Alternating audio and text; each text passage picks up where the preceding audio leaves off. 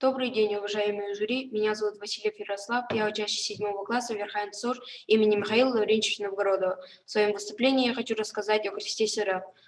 В настоящее время в условиях развития общества более актуальным становится тенденция к осмыслению традиционной культуры различных народов. Материальная культура верхайнских якутов изучена мало. Несмотря на то, что бассейн реки она был открыт русскими казаками почти в то время, когда была освоена Центральная Якутия и Индигирка. В последние годы материальную культуру верхаяне начали изучать различные экспедиции ученых не только Якутии, но и зарубежья.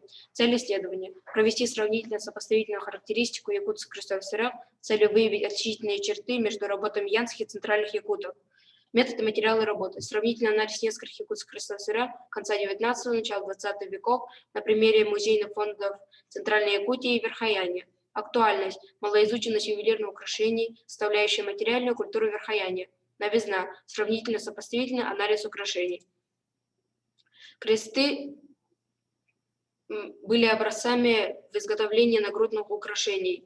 Участник сибиряковской экспедиции Левадин, специально изучавший ремесла якутов конца XIX века, писал: «Якутский кузнец не есть кузнец, он есть, так сказать, всех дел мастер. Что касается металла, он кузнец, слесарь, медник, литейщик и тому подобное. Чтобы все эти качества специализировались в одном мастере, я не встречал».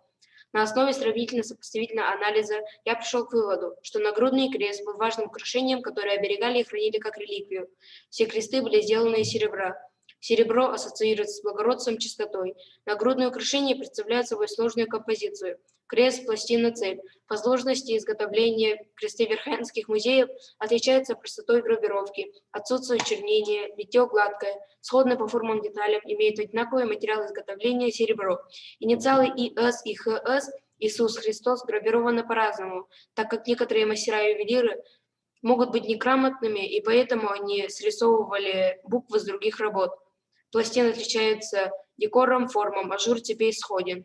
Таким образом, мы выяснили, что верхайнские мастера изготавливали кресты Сера более простой формы, не внося особенностей северных якутов, а только подражали ювелирам Центральной Якутии. Интерес привлекает тот факт, что на оборотной стороне одного из крестов, отлитого верхайнским мастером-самоучкой, изображен рисунок ножниц. Кузнецы пользовались особым всеобщим уважением и в своем могуществе приравнивались к шаманам. Можно сделать вывод, что самобытные мастера-ювелиры в своих работах не ограничивались традиционными рамками крестов Сера, но и вносили свои идеи в магико-религиозную атрибуту. Спасибо за внимание.